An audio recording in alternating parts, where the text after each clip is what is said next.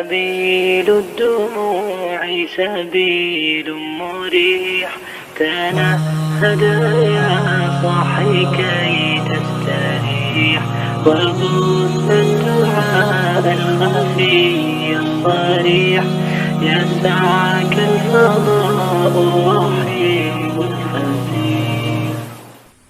Assalamualaikum warahmatullahi wabarakatuh. Waalaikumsalam warahmatullahi wabarakatuh. Bismillah, alhamdulillah, wassalatu wassalamu ala rasulillah nabiyina Muhammad bin Abdillah wa ala alihi wa ashabihi wa mawalah amma ba'du. Yang sama-sama kita hormati dan kita muliakan guru kita Bapak Kiai Haji Cahya Suganda, yang alhamdulillah beliau senantiasa hadir di tengah-tengah kita. Mudah-mudahan beliau senantiasa Allah panjangkan umurnya, Allah sehatkan badannya, dan Allah manfaatkan serta berkahkan ilmunya sehingga bisa kita amalkan di dalam kehidupan kita sehari-hari. Amin. Tak lupa Sahibul Bait, Sahibul Wasilah yang pada malam ini menjadi tuan rumah pengajian Majelis Ta'lim Nurul Taqwa, Bapak Legiman atau Bapak Ustadz Legiman, anaknya. Mudah-mudahan apa yang beliau keluarkan, beliau korbankan waktu, tempat, jamuan dan sebagainya, semuanya dibalas oleh Allah Subhanahu wa taala dengan pahala yang berlipat ganda. Tak lupa ketua dan juga jemaah Majelis Ta'lim Nurul Taqwa yang saya hormati dan saya muliakan. Rasulullah SAW pernah bersabda bahwasanya diutusnya beliau ke dunia ini untuk menyampaikan hidayah dan ilmu. Masaluma ba'asanillahu minal huda wal ilmi. Perumpamaan, aku diutus untuk menyampaikan petunjuk dan ilmu. Kama salil ghaisil kasiri asoba ardun. Itu laksana air hujan yang lebat yang turun dari langit ke dunia ini, ke bumi ini. Kemudian fakana minha naqiyatun. Dan tanah yang menerima air hujan yang lebat itu terbagi menjadi 3. Yang pertama ada yang disebut dengan naqiyah. Naqiyatun, yaitu tanah yang subur, tanah yang NPL Pak ya, yang mengandung unsur hara yang bagus ya, yang kalau terkena air hujan dia bisa menyerap air hujan dengan baik dan bisa menumbuhkan pepohonan, berbagai macam jenis pepohonan di atasnya ya.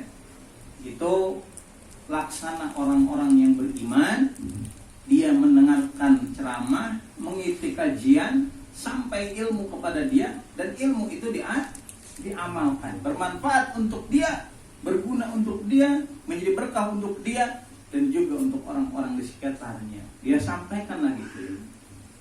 Itulah laksana orang yang beriman, seperti tanah yang subur yang tersiram air hujan. Bisa tumbuh berbagai macam jenis pohon-pohonan ya.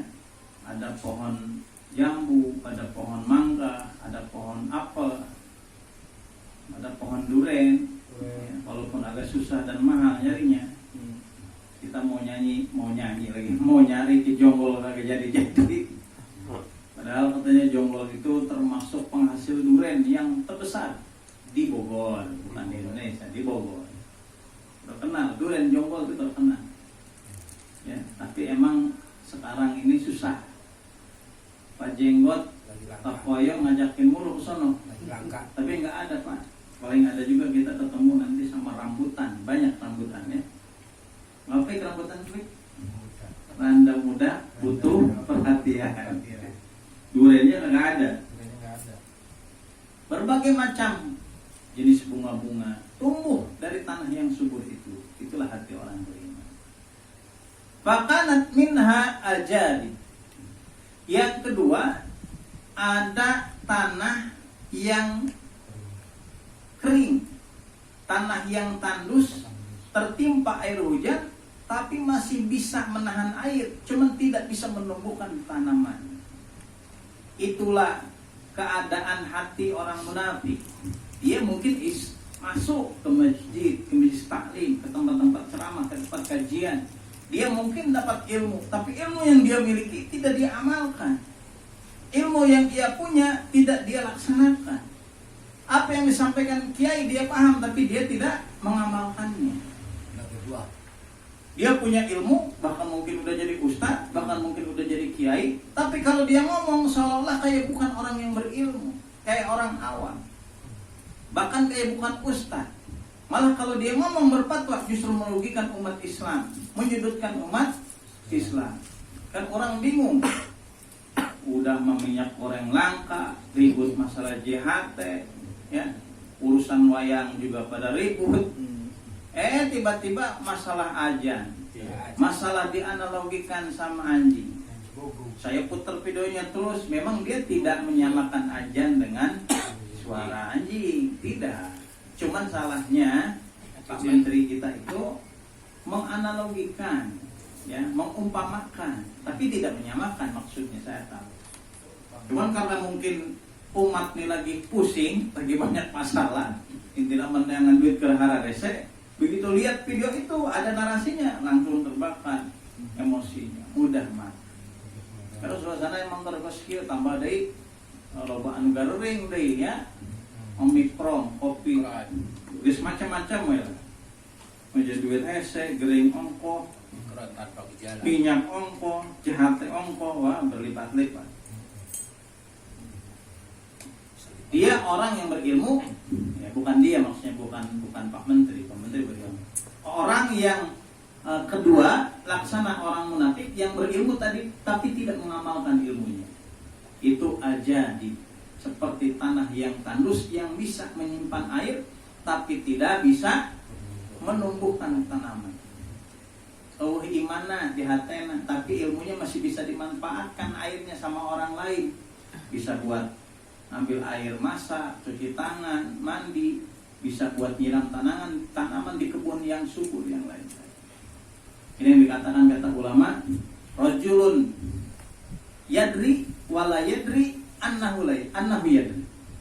Orang yang tahu tapi dia tidak paham kalau dia itu tahu. Karena ada orang yang rajulun yadri wa yadri annahu yadri. Ada orang yang tahu, dia paham, dia tahu kalau dia itu tahu. Orang punya ilmu, dia paham dengan ilmunya dan dia mengamalkannya. Ada orang punya ilmu, ya, dia tahu tapi dia tidak tahu kalau dia tahu. Akhirnya dia tidak mengamalkan ilmunya. Yang ketiga, ada tanah yang disebut dalam hadis ini ki'anun, yaitu tanah yang tandus yang tidak bisa menyimpan air sama sekali, tidak bisa menumbuhkan tanaman. Laksana batu yang licin, begitu kesiram air, udah nggak ada air yang tertinggal di tanah itu.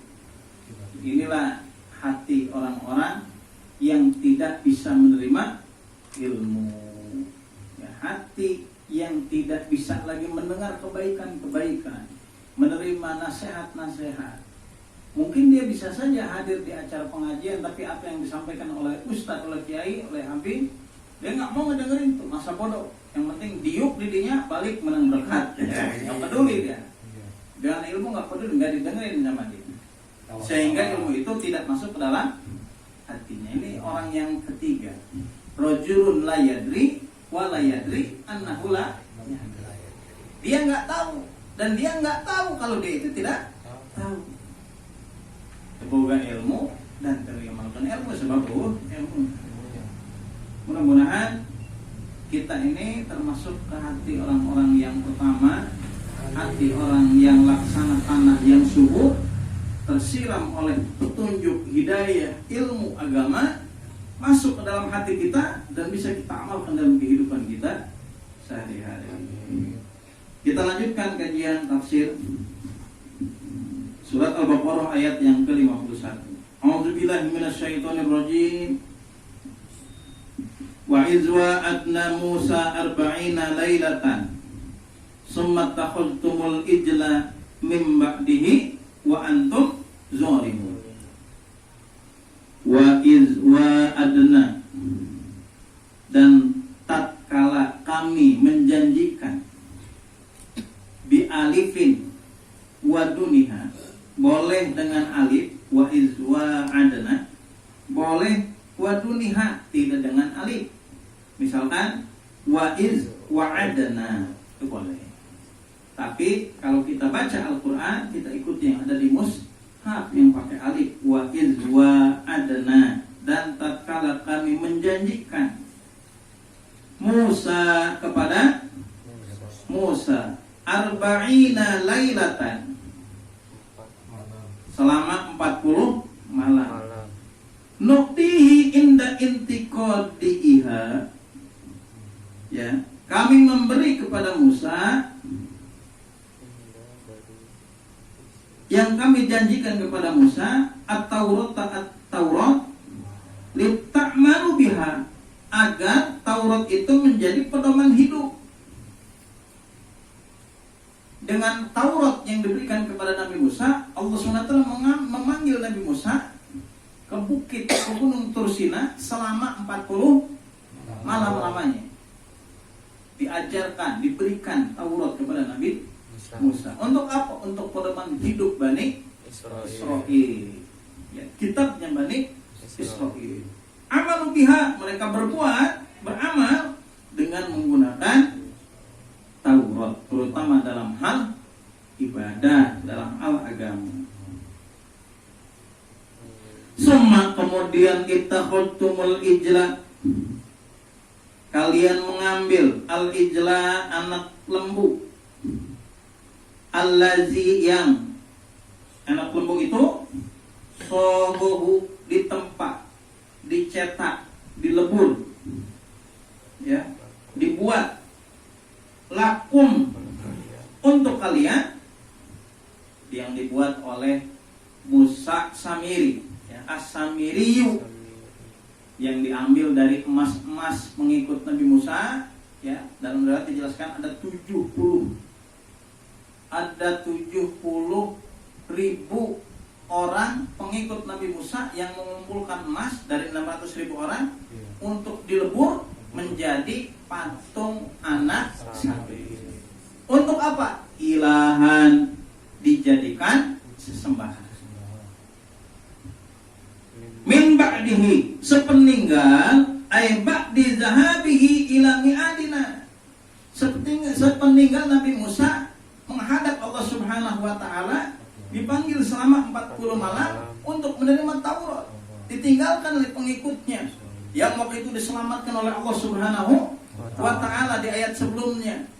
Wa idh faraqna bikumul bahra fa anjaynakum wa aghraqna ala fir'auna wa antum tanzurun.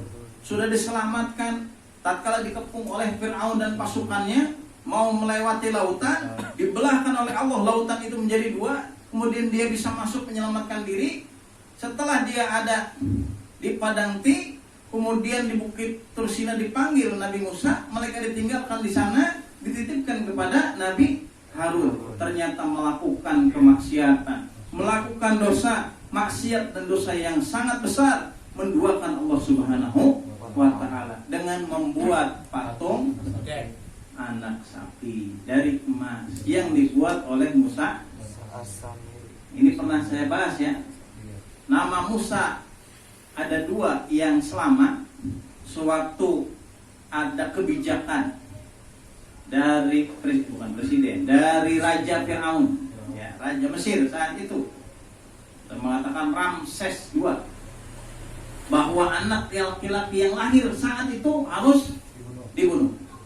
Nah, ada dua Musa yang selamat. Yang satu Musa bin Imran, ya, nama ibunya Yukaban, yang dimasukkan ke dalam peti lalu dihanyutkan ke sungai. Sungai apa?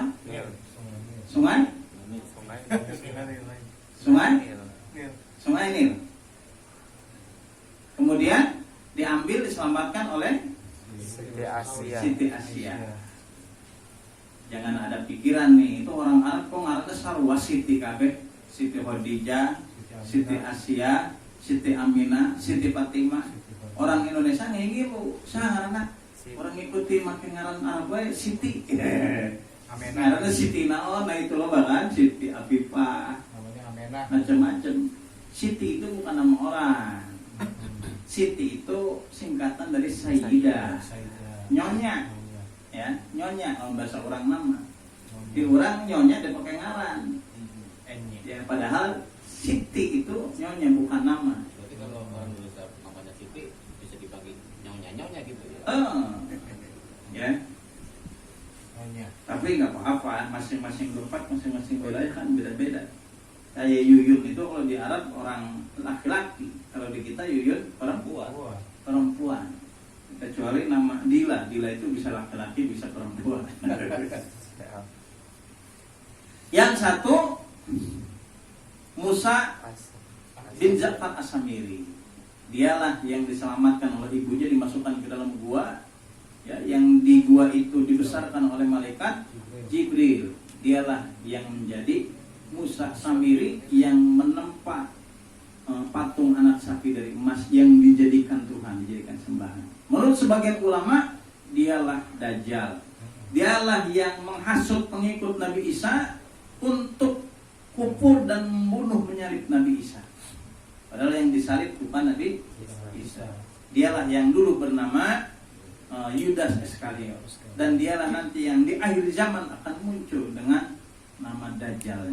Itu menurut sebagian pendapat ulama. Menurut yang lain beda. Dajjal sama Musa Samiri, Dajjal sama Yudas itu beda. Bukan itu. Allahu a'lam. Dijadikan sesembahan ilahan min ba'dihi, sepeninggal ba'di zahabi ila midani wa antum zalimu, dan kalian termasuk orang-orang yang zalim. Kenapa zalim? Karena sudah musyrik, menduakan Allah Subhanahu wa ta'ala bittikhadhihi liwat ikumul ibadah. Dia telah beribadah bukan pada tempatnya, fi ghairi mahaliha. Harusnya beribadah kepada Allah, tapi dia beribadah kepada selain Allah. Itulah kezaliman yang besar, menduakan Allah. Dalam Al-Quran banyak dijelaskan, ya. Inna syirka la zulmun azim. Menduakan Allah, musyrik adalah kesesatan yang nyata, yang besar. La zulmun azim, kezaliman yang besar. Inna Allah la yaghfiru an yushraka bihi wa yaghfiru ma duna dzalika liman yasha. Allah Subhanahu wa ta'ala akan mengampuni dosa kepada siapapun yang ia kehendaki, tapi Allah tidak akan mengampuni dosa musyrik. Yang harus dipahami, musyrik beda sama kufur, sama kafir. Kalau kufur, kafir, dia nggak sholat sama sekali, nggak ibadah sama sekali, nggak yakin dengan ajaran agama. Baik kufur secara perbuatan ataupun kufur dalam identitas, dia memang bukan orang Islam, bukan beragama Islam, non Muslim, ataupun orang Islam tapi emang nggak percaya sama agama Islam, nggak percaya sama Al-Quran, sama Nabi, sama Allah SWT. Jadi nggak pernah ibadah sama sekali, katakannya Islam, tapi nggak pernah ibadah. Itu kufur. Musyrik ini di satu sisi dia beribadah, di satu sisi dia menyembah Allah, di satu sisi dia sholat, tapi di satu sisi yang lainnya dia menduakan Allah dengan cara beribadah kepada yang lain, meminta kepada yang lain, baik benda, ruh, bahkan pada malaikat atau yang lain, ya, atau kepada tempat, kepada jin dan sebagainya. Kata Abah benar. Abah minggu yang lalu sempat bercerita bagaimana ada ustadz, ada kiai, punya jemaah, punya murid dengan berbagai macam keperluan. Ada yang ingin dapat jodoh supaya punya jodoh, ada yang sakit pengen sembuh, ada yang dagang pengen laris, ada yang pengen naik jabatan, ada yang sakit pengen sembuh. Ya, dia suruh jemaahnya, dia suruh muridnya untuk berendam di Jember, pantai apa namanya? Payangan, ya, Payangan. Berendam 25 orang malam-malam, ya, tengah malam.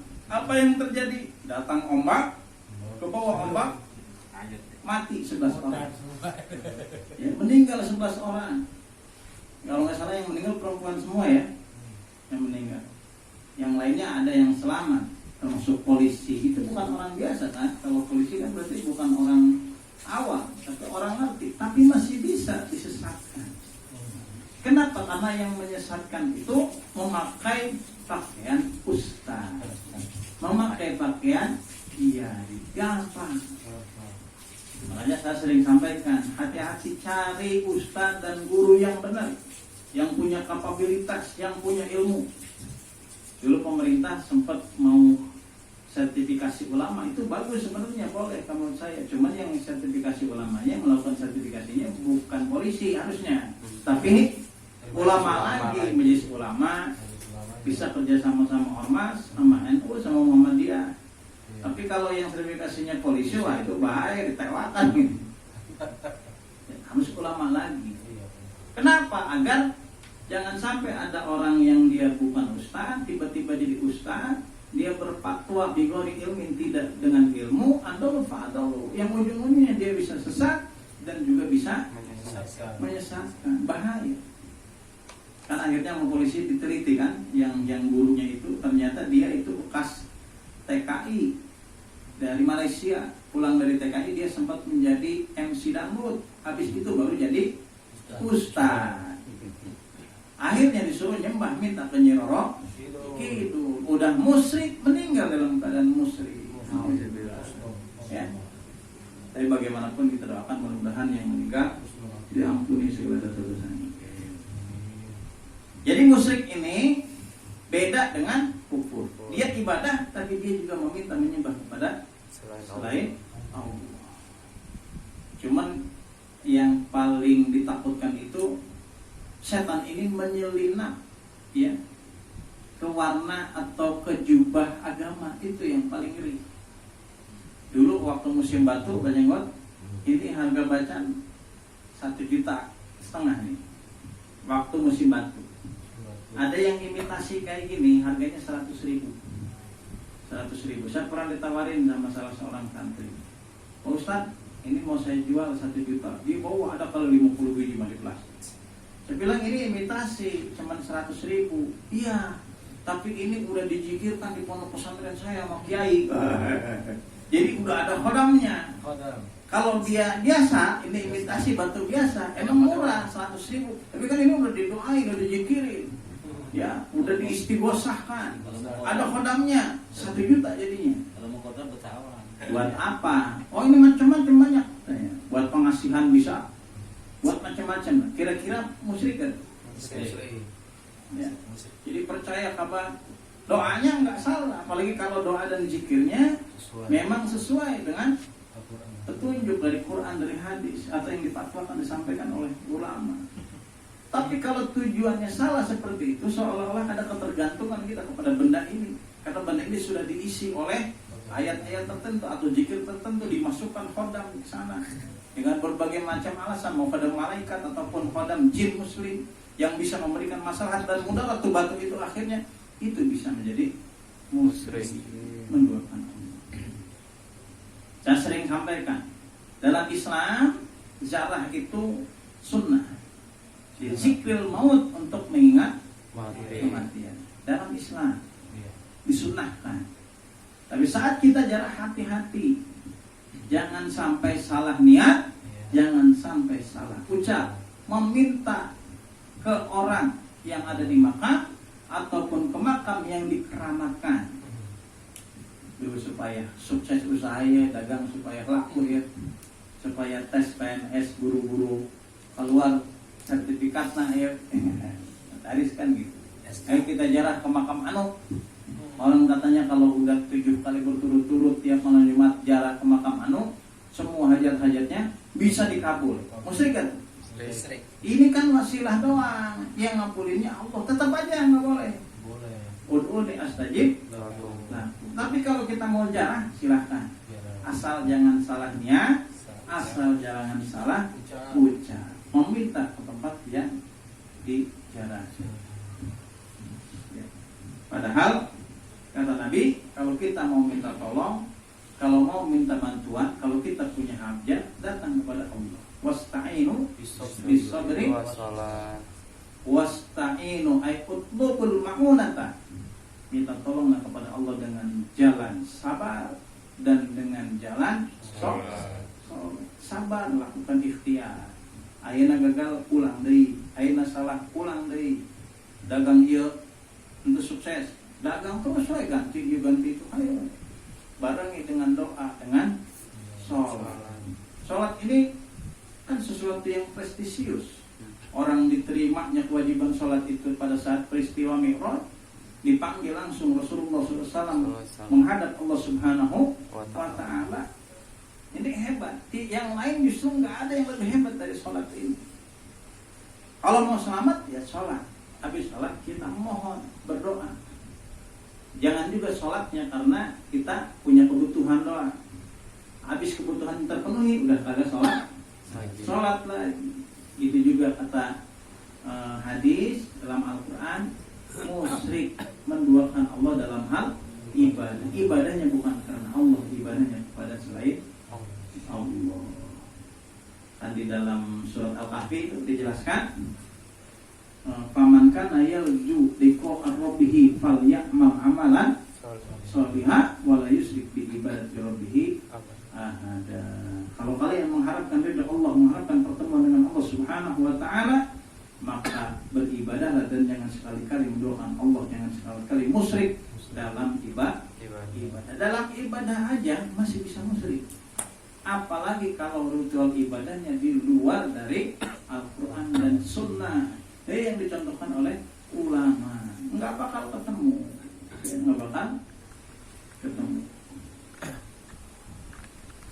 Makanya alhamdulillah buku takwa ini dari dulu, dari zaman Abah mungkin tahun 80 sampai sekarang, ya kita tidak melarang itu, tapi juga nggak nganjurin banget untuk hal itu. Lainnya untuk beki atau melarang, tapi karena memang lebih ke preventif, lebih ke menjaga, ya agar kita tidak melakukan hal-hal yang bersifat mengarah kepada kemusyrikan, ya, yang kita belum paham benar nih benar apa enggak. Mungkin itu yang bisa kita bahas pada pertemuan malam ini. Artinya untuk kesimpulannya, mari kita jaga diri kita dari perbuatan-perbuatan buruk, dari berbagai macam dosa, terutama dosa yang besar, yang paling besar, yang tidak bisa diampuni karena sulit untuk sadar dari dosa itu, yaitu dosa musyrik, menduakan Allah Subhanahu wa Ta'ala. Baik itu syirkul azim, dosa yang besar, atau syirkul asghar, ataupun dosa-dosa yang syirik-syirik yang kecil. Terima kasih atas perhatiannya, mohon maaf atas kekurangannya. Wallahul muwaffiq ila aqwamit thoriq. Nasrun minallah wa fathun qarib. Assalamualaikum warahmatullahi wabarakatuh. Waalaikumsalam warahmatullahi wabarakatuh.